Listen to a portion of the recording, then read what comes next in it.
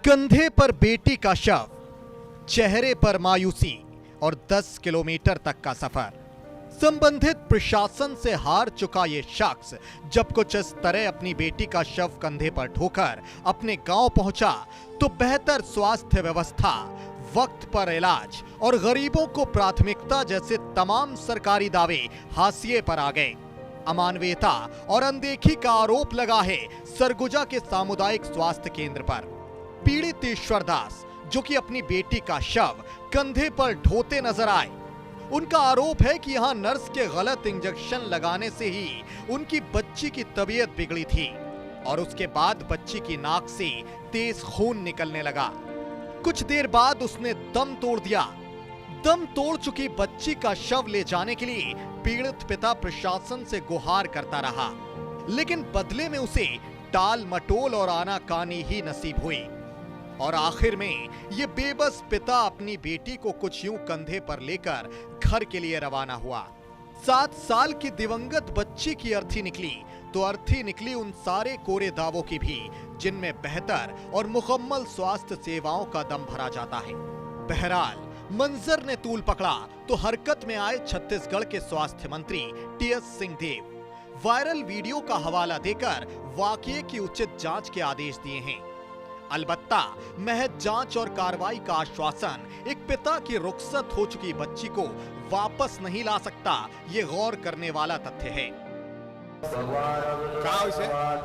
बुखार रही अस्पताल ले गए इलाज करे, अस्पताल ले गए इलाज करे।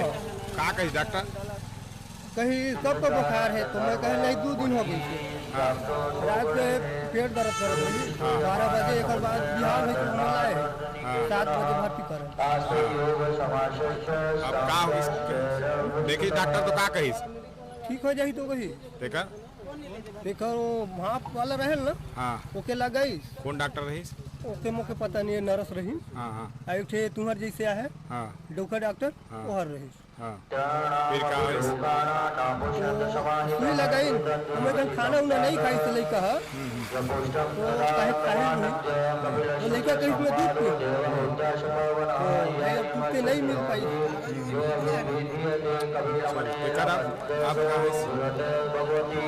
का बताइए फिर पेट दर्द कहीं की भाव वाले कहीं लगाए तो ठीक हो जाए। देखा अब खून स्थिति काफ़ी गंभीर स्थिति में थी। ऑक्सीजन सप्लाई 60% आ गया हुआ था।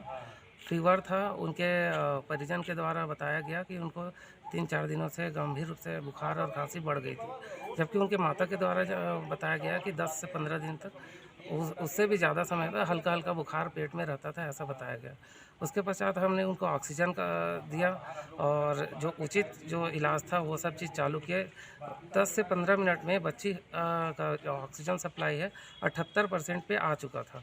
उसके बाद लगभग 7:20 के आसपास बच्ची की स्थिति थोड़ी सी और गंभीर होती गई और 7:30 में बच्चे का पल्स, बीपी सब चीज़ डाउन हो गया और मृत हो गई, जिसको 7:30 में मैंने मृत घोषित किया गया और 9:20 में शव वाहन आ गई थी।